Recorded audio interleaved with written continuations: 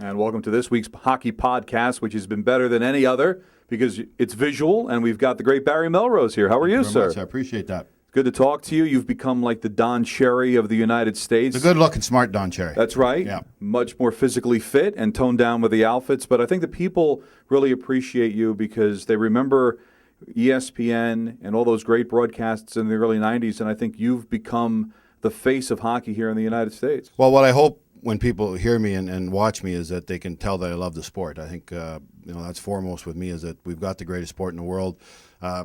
I can't figure out why it's not the greatest sport in the United States. I'm flabbergasted when people watch the Olympics and see that gold medal game that it isn't the number one sport in the United States. But we'll just keep fighting and putting up the good fight, and hopefully someday we can say that it is the greatest sport and the most watched sport in the United States. Well, you know what happens, Barry, I think sometimes here in the United States is that if we don't dominate, we're less interested.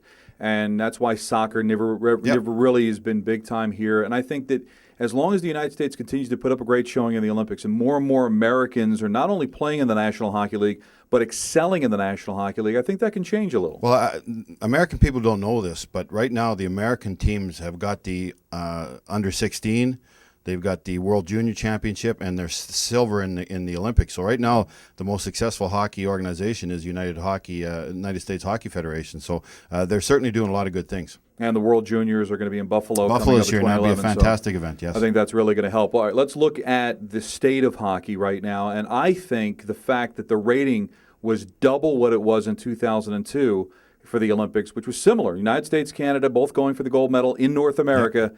Tells me that the league is in an uptick, that more people are interested in hockey in 2010 than they were in 2002. Well, I look around the NHL, and you look at Washington, can't get a ticket in Washington. Pittsburgh, can't get a ticket in Pittsburgh, brand new building.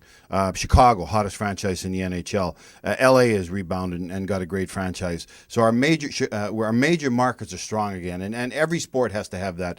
If basketball has two of the smallest markets playing for the NBA, their ratings go down big time, and it's a double-edged sword, but recently we've had small market teams compete for the Stanley Cup. It's a sign of, overall competition in our league. But we need the finals where we have the LA Kings or the Chicago Blackhawks against the Pittsburgh Penguins or the New York Rangers. So it's good to see that teams are all rebounding. And I agree. Ticket sales are up. The internet hits are up. The Olympics couldn't have been better. I joked that Gary Bettman sold his soul to the devil to get that final game in that series. So if the NHL doesn't get a bounce off this Olympics, we're never going to get a bounce. It was the perfect storm of hockey. And apparently the ratings on Versus for that first game on Monday between Detroit and Colorado were up 100%. I think you're going to start seeing people really gravitate to it. Now it's important for the NHL to put a real good product out here, not only in the rest of the regular season, but in the postseason so that people can fall in love with the sport. Well, you know what? I don't think we have a problem in the playoffs because even at ESPN, people that don't watch hockey all year long, they start watching in the playoffs, and they become hockey fans for 2 months. And the Olympics captured a lot of guys at ESPN there, and I use that as an example because we have such a cross-section of sports fans there that during the Olympics, people that are normally watching the NBA or college basketball at night, they were all tuned into hockey. And it wasn't just American games; it was other games too. So, Chris McHenry. She loves hockey now. She loved the Olympics, so that's why I said you got to get your kids playing youth hockey. When you look at those numbers, though, there are a lot of non-hockey fans, Yep. and if you can just win a percentage of those people, it's going to help the National Hockey League. Let's look at hockey locally. Let's start with the New York Rangers. On the outside looking in for the playoffs, but they've actually won 3 in a row, and they've scored a ton of goals, Barry, without Marian Gaborik. He's played a total of 4 minutes in their 3 straight wins. So does this tell you that maybe that secondary scoring, that tertiary scorings might be coming about here? Well, it tells you got a good goaltender. That's number one. And then Lundqvist has been great, and he has to stay healthy. I thought last game, I thought Callahan had a great game. I thought Dubinsky had a great game. I thought Drury had a great game. I thought those 2 guys, especially Drury and Callahan, really looked like they benefited from the Olympics. They came back very confident in their ability.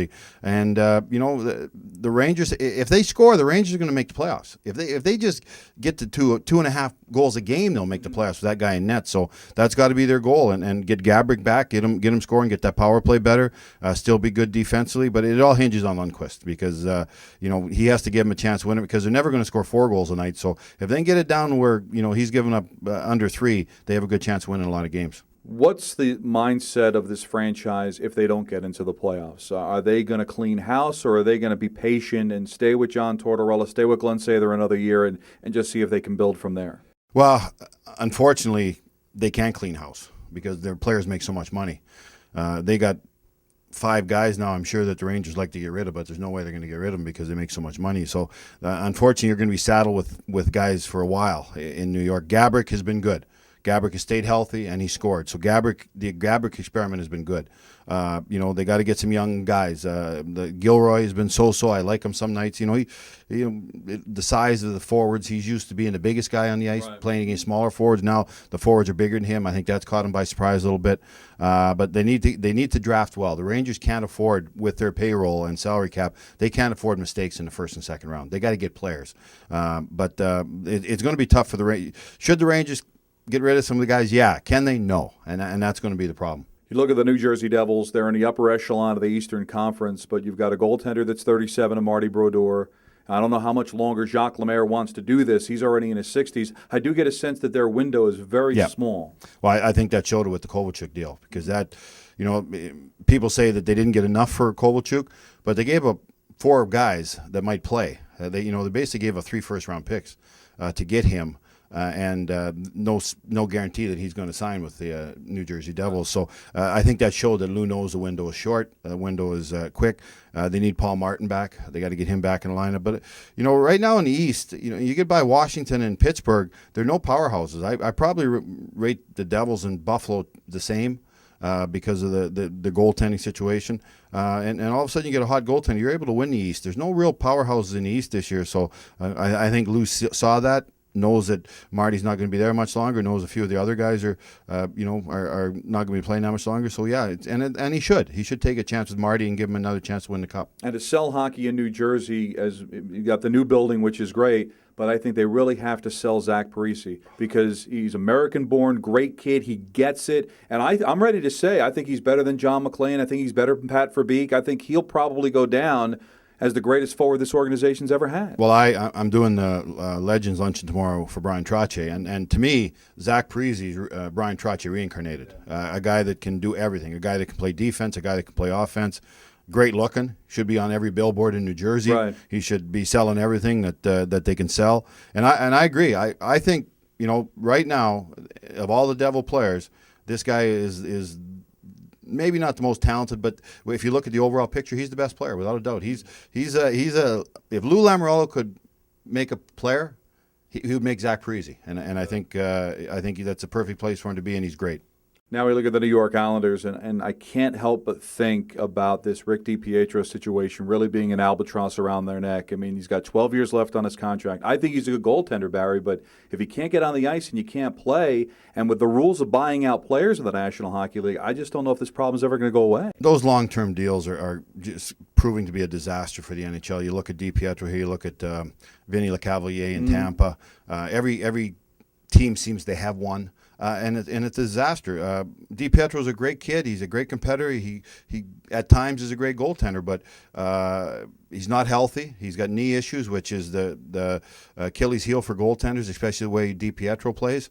And you're right. That's an organization that doesn't spend the cap that 1/5 of their salary is basically non-used, and that kills you. And the Islanders have done a lot of good things. You're on the right track. They compete every night. The coach has done a great job. Rolston's been awesome in net, but that contract is a killer, no doubt about it. All right, let's fast forward to June. Who's playing for the Stanley Cup? I like Chicago, and I like Pittsburgh. I see what Sydney does. Everyone, Washington I think has a more talented team than Pittsburgh. But I believe in Pittsburgh goaltending more than Washington's, and I believe in Sidney Crosby. And I like the Leopold Ponikarovsky deals at the deadline. I think that's made Pittsburgh a lot better team. All right, everybody knows that when you play in the National Hockey League, you love to drop the gloves. What was your favorite fight? Can you remember? My favorite is I gave Clark Gillies a bloody nose once on the island. That's my favorite fight. Because my son has picked it up on YouTube because I said I gave Clark Gillies bloody. You did not, Dad. So he pulled it up on YouTube, and I did. But the worst one, Bobby Nystrom almost killed me one night in Toronto. So that's that's on YouTube too, unfortunately. So that's probably the worst one I was ever in. Did I also see on YouTube that you fought Paul Stewart? No, Stewie and I were in the same team. Okay, we played together in Cincinnati. Rather than Stingers. Stingers, yeah. And people like Stewie takes a lot of crap and heat. Stewie was tough. Yeah. He walked into Boston one night and he fought O'Reilly, Seacourt, and Jonathan. And he said he was going to do it. That was his goal. That was his lifelong goal. He's a Boston guy, and that was his lifelong goal, to go into Boston Gardens and fight those 3 guys, and he did it when he walked in there with Quebec. Now, Mike Liut was your goaltender, Mike right? Liu was my goaltender. Robbie Fatorik was on the team in Cincinnati. Mark Messier was on the team. Jamie Hislop was on the team. We had a good team. Yeah, I'll tell you, if they would have let the WHA teams go into the NHL with the teams they had, there would have probably been a WHA team. Well, there would have been. The Edmonton Oilers would have won the Stanley Cup before any of the Flyer teams did. Absolutely. Barry, this was a pleasure. My pleasure, always. All right, talking good hockey luck with you. Thank you That's very much. the great Barry Melrose. We're back again with you the next week with our NHL Hockey Podcast.